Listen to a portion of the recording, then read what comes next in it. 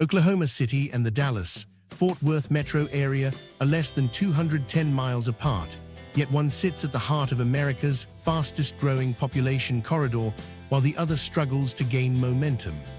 As of 2025, Dallas-Fort Worth alone has nearly twice the population of the entire state of Oklahoma.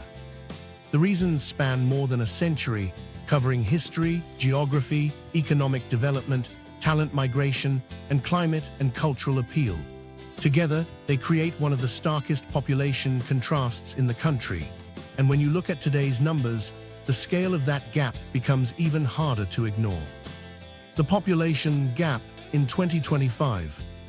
In 2025, population estimates show a striking difference. Oklahoma has roughly 4.08 million residents, while Texas stands at about 31.9 to 32 million. This gap is not just about scale, it reflects how each state's people are concentrated, how quickly their numbers have grown, and the sources of that growth. The Dallas-Fort Worth metroplex alone now has close to 8 million residents, approaching double Oklahoma's entire population, and it continues to expand at a pace the smaller state has never matched. Recent migration data helps explain that momentum. Texas consistently draws large inflows from other U.S. states and from abroad, with its biggest metros capturing the bulk of those arrivals. People moving from California, Florida, Illinois, New York, and overseas continue to settle in areas anchored by strong job markets: technology in Austin, energy and trade in Houston, corporate headquarters and logistics in Dallas, Fort Worth. These industries attract workers who often bring families, plant roots, and create sustained demand for housing and services.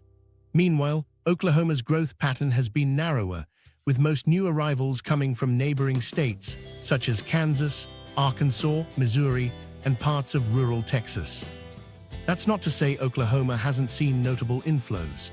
After 2020, the state experienced historic domestic immigration, with tens of thousands of net arrivals in 2022 and 2023, an unusual bump highlighted by the Kansas City Federal Reserve. This surge helped nudge the population up from about 3.96 million in 2015 to roughly 4.08 million today. But because those inflows were smaller in scale and less geographically diverse than Texas's mix, their long-term impact on metropolitan growth has been more modest. Without large numbers of international migrants or high-wage corporate relocations to boost density and accelerate expansion, Oklahoma's cities gain population more slowly. The result is that, while both states have grown steadily, the balance shifts more dramatically over time. Texas's major metros are adding hundreds of thousands of residents every few years, compounding growth in ways Oklahoma simply cannot match with its current migration profile. The effect is visible in relative scale. What counts as a strong year for Oklahoma might be an average month for Dallas, Fort Worth. That difference in velocity compounds the initial gap from decades past, making each new year's comparison more lopsided. Oklahoma City and Tulsa, while successful at attracting some new businesses and residents, still expand at rates that trail Texas's urban areas. Oklahoma City is adding jobs and housing, and Tulsa's initiatives to bring in remote workers have drawn attention, yet the gains are incremental. By contrast, Texas's metros are positioned within expansive suburban networks that sustain momentum through multiple economic centers, each benefiting from the gravitational pull of the whole. Why that matters is straightforward. Larger and more diverse inflows don't just add people, they reshape economies.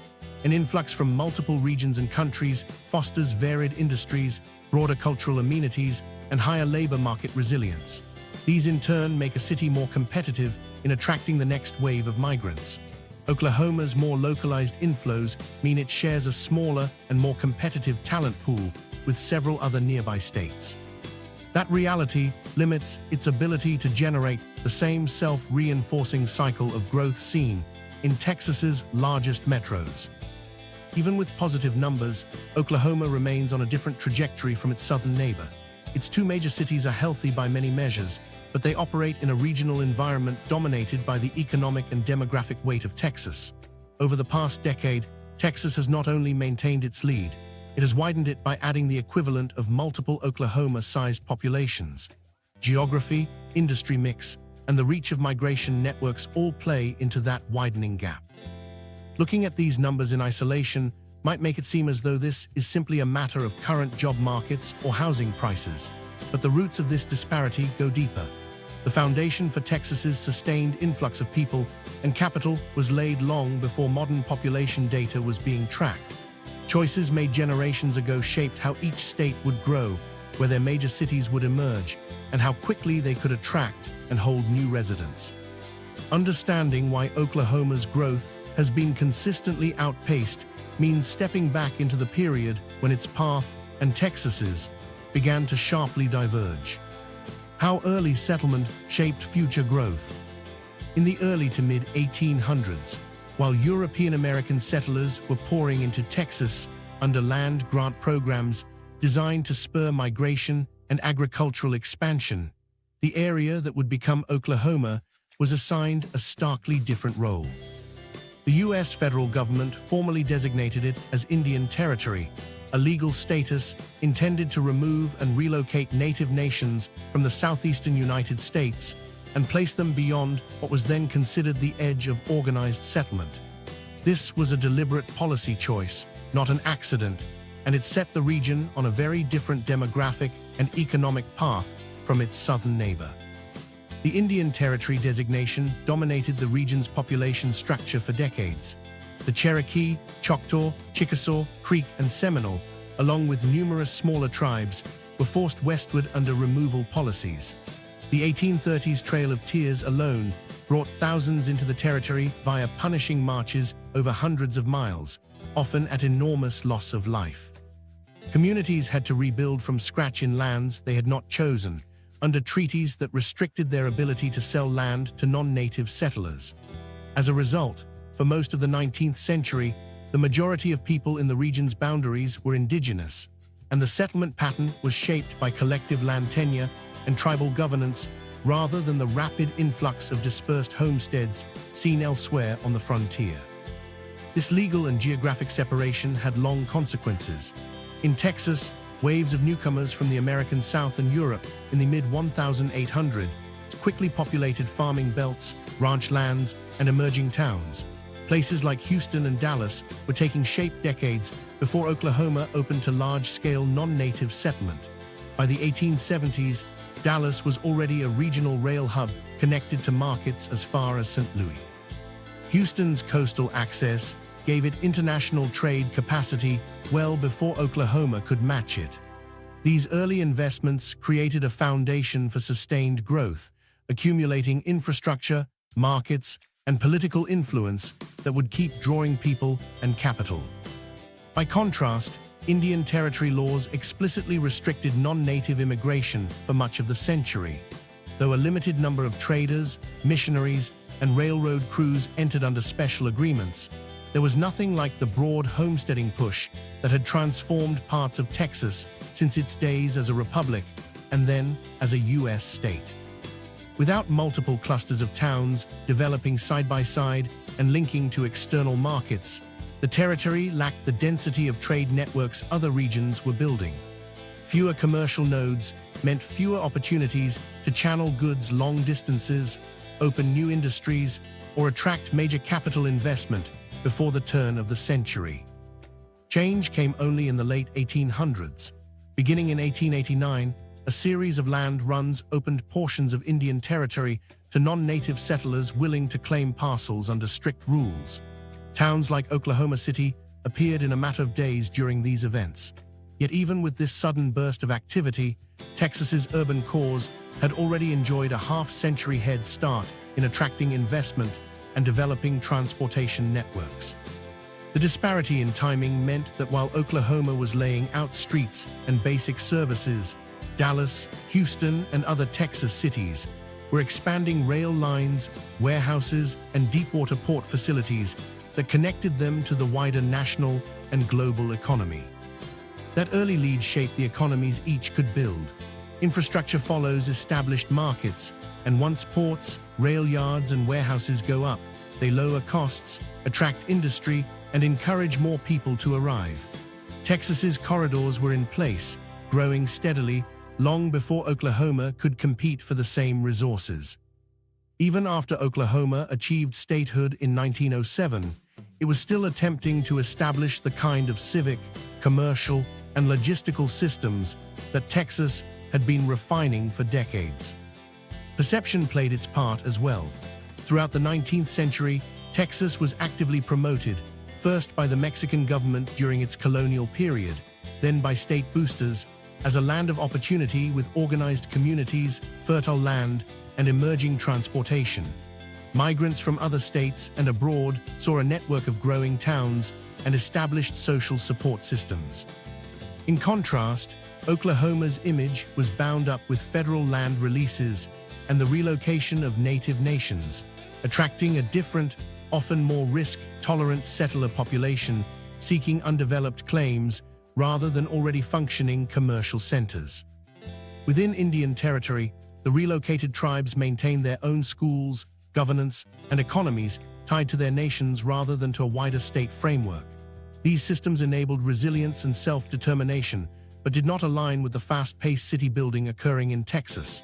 When non-native settlement expanded, it had to integrate into a patchwork of established tribal jurisdictions with distinct political and economic priorities, rather than shape development on unclaimed land. Oklahoma's emergence as an oil state in the early 20th century offered a dramatic boost in economic potential. Cities like Tulsa grew rapidly on petroleum wealth, and new rail links helped move goods to other states. But Texas had oil too, and its cities were already positioned as hubs of corporate decision-making and energy distribution thanks to their existing transport links and broader industrial base. Houston's port and Dallas's rail connections allowed them to serve as headquarters for energy companies, while Oklahoma's oil towns frequently served as extraction sites for firms incorporated elsewhere. The flow of profits often bypassed local economies, reinforcing the gap in long-term growth trajectories. By the mid-20th century, Texas's denser web of infrastructure, anchored in cities with universities, research centers, and diverse industries, amplified its draw on workers and businesses. Such institutions generate their own gravitational pull, attracting the next wave of talent and capital in self-reinforcing cycles.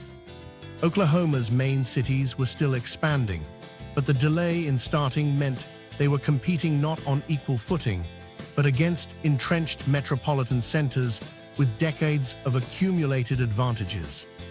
The legacy of Indian Territory status remains evident in the state's land patterns and governance.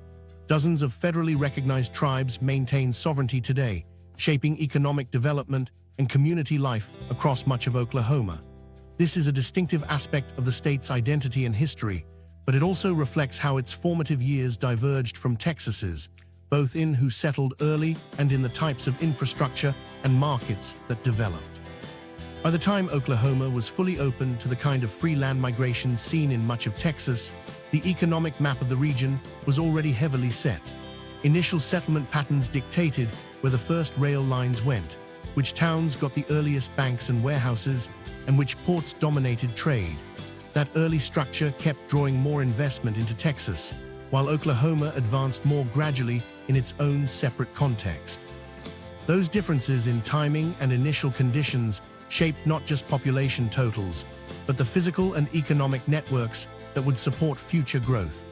And while history built the foundation of that gap, other factors have reinforced it ever since, including some that can still be seen today in the way the two states connect to broader markets.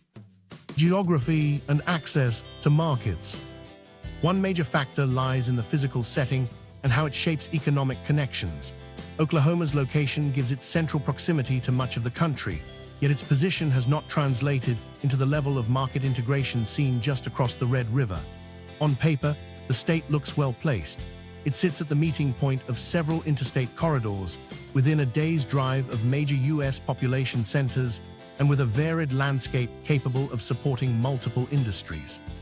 In practice, the way its geography interacts with transportation networks and trade infrastructure has kept it from matching the scale of Texas's growth. Oklahoma's terrain ranges from open prairie in the west to rolling woodlands in the east, with the Arkansas and Red Rivers among its main waterways. This diversity supports a mix of agriculture, energy production, and manufacturing. But unlike regions with direct deepwater access, Oklahoma's population and industry have not concentrated around a major coastal trade hub. While wheat, cattle, and energy products are important economic drivers, the physical distance between production sites and primary global export points adds time and costs to the movement of goods. Texas had a decisive early advantage: direct access to the Gulf of Mexico. Ports such as Houston, Corpus Christi, and Galveston create an integrated freight system linking rail, road, and sea transport in a single state. This makes it possible for energy, manufactured goods, and agricultural products to move from production to global markets without leaving Texas. That kind of integrated capacity, especially at the scale these ports handle, cannot be replicated inland. Oklahoma, by contrast, is inland and does not have direct deepwater port access. Its principal waterborne link is the McClellan-Kea Arkansas River navigation system, which connects the port of Catoosa near Tulsa to the Mississippi River and eventually the Gulf. While valuable, this inland port's capacity and speed are far below what Texas's Gulf facilities offer. It handles bulk commodities well, but it cannot match the frequency, vessel size, or cargo diversity of a major seaport. This shapes where companies choose to locate large-scale processing, warehousing, and shipping operations. The energy sector shows how these differences ripple outward.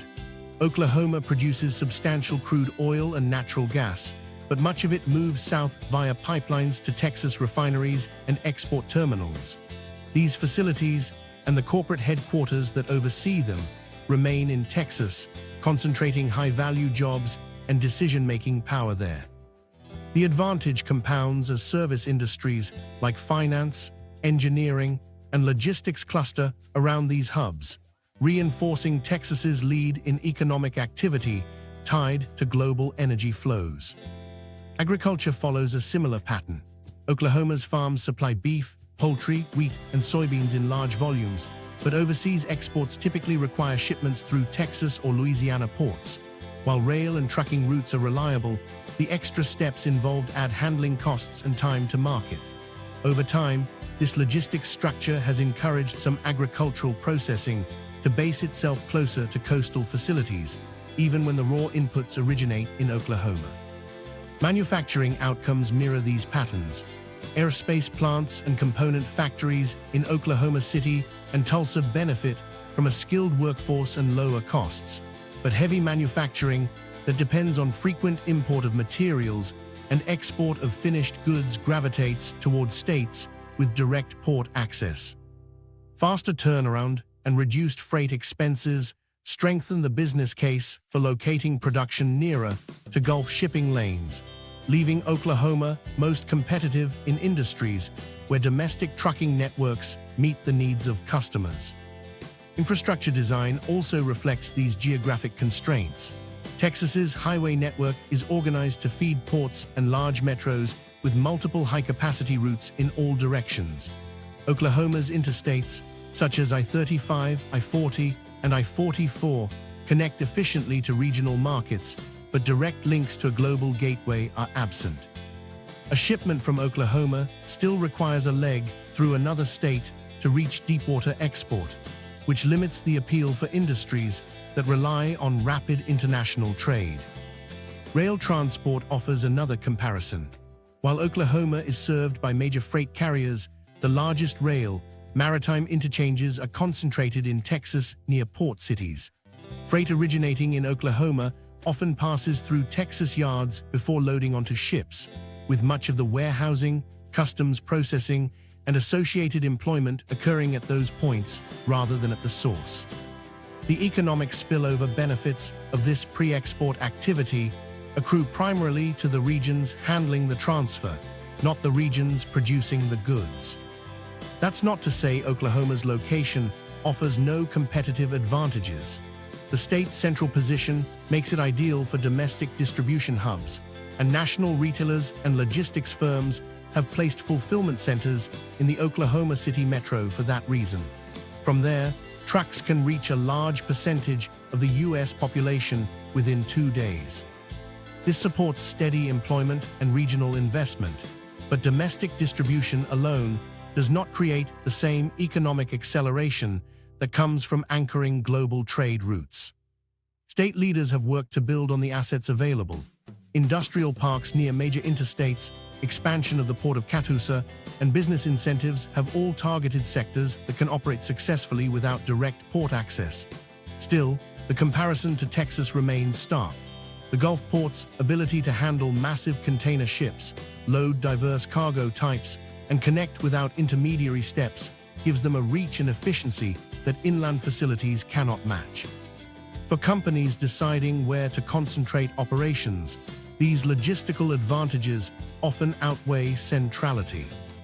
Even within Oklahoma's strongest sectors, geography often directs the highest value activities elsewhere. In energy, crude extracted in the state feeds refineries and petrochemical plants clustered along Texas's coast, where proximity to export terminals streamlines global sales. In agribusiness, processing plants near ports can get products onto ships hours after leaving the facility, reducing spoilage risk and tightening delivery windows. Over years, these patterns have guided more corporate investment, industry headquarters, and skilled jobs into Texas's metropolitan areas. The result is a structural difference in how each state connects to the broader market. Oklahoma can and does participate in national and global trade, but the trade flows frequently pass through Texas as the primary gateway. The infrastructure, labor market depth, and capital investment that accompany that role have been concentrated in Texas for decades. And once those foundations are in place, they are difficult to replicate or dislodge. Understanding this geographic and infrastructural divide helps explain why certain industries flourish in one state over the other. But physical location is only one piece. Other forces, policy decisions, investment patterns, and the paths industries followed after emerging have also shaped their very different growth stories. Economic development paths, two diverging stories. When large petroleum reserves were found in both Texas and Oklahoma in the early 20th century, it briefly appeared the two states might advance along similar economic tracks, at least in energy. By the 1920s, Tulsa had earned the title of oil capital of the world, with drilling, refining, and related services fueling rapid expansion. Entire districts grew up around oil wealth, and the industry became central to Oklahoma's identity. Yet over time, more of the financial, managerial, and corporate infrastructure that governed the energy sector gravitated to Texas, particularly to Houston, as major energy companies established their headquarters there. In Oklahoma, much of the activity remained in production and field operations rather than global decision-making centers. The concentration of headquarters in Texas brought more than executive offices. These centers drew high-value legal, financial, engineering, and technical jobs, supported a network of specialized service firms, and amplified the state's influence over industry policy and infrastructure. Oklahoma continued to benefit from oil revenues and operational employment, but the supporting ecosystem was smaller. The multiplier effect of corporate command centers, raising wages, attracting talent, and fostering service sector growth, was stronger in Texas. Historical patterns deepened this split. Oklahoma's economy was historically more energy-dependent, shaped by cycles of boom and bust tied to volatile oil and gas prices. Texas also experienced those cycles, but its largest cities developed additional hubs of growth: technology in Austin, medical and biomedical research in Houston, and corporate services in Dallas that spread risk and attracted varied investment. This early diversification gave Texas's urban economies greater resilience and more consistent in-migration, while Oklahoma's growth often rose or fell in closer step with energy prices. The pace of diversification was another dividing line. In the mid to late 20th century, Dallas built a strong base in finance and corporate management. Austin's emergence as a technology center accelerated in the 1980s and 1990s with the support of university research campuses and targeted state incentives. Houston leveraged its energy expertise into leadership in healthcare, becoming home to one of the largest medical complexes in the world. These industries produced high wages, steady growth, and reputational advantages that continued to draw companies and workers. Oklahoma's shift away from heavy reliance on oil and gas was slower and more concentrated in a few areas. Aerospace manufacturing in Tulsa and Oklahoma City's growing biosciences and distribution sectors expanded regional job opportunities, but these industries remained more limited in scale. The absence of multiple large, fast-growing sectors made it harder to buffer downturns in energy or to match the breadth of Texas's appeal to skilled workers from across the country. Patterns of corporate investment over the past 2 decades illustrate the gap.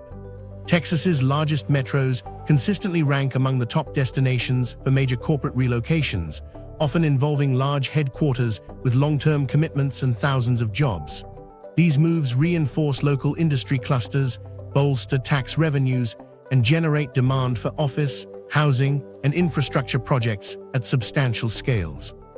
In Oklahoma, recent economic development successes have focused more on small to mid-sized operations, regional logistics hubs, niche manufacturing facilities, or service centers. Such projects add important employment locally, but do not transform the broader state economy in the way a concentration of national or global headquarters can. Perception and professional networks influence these patterns.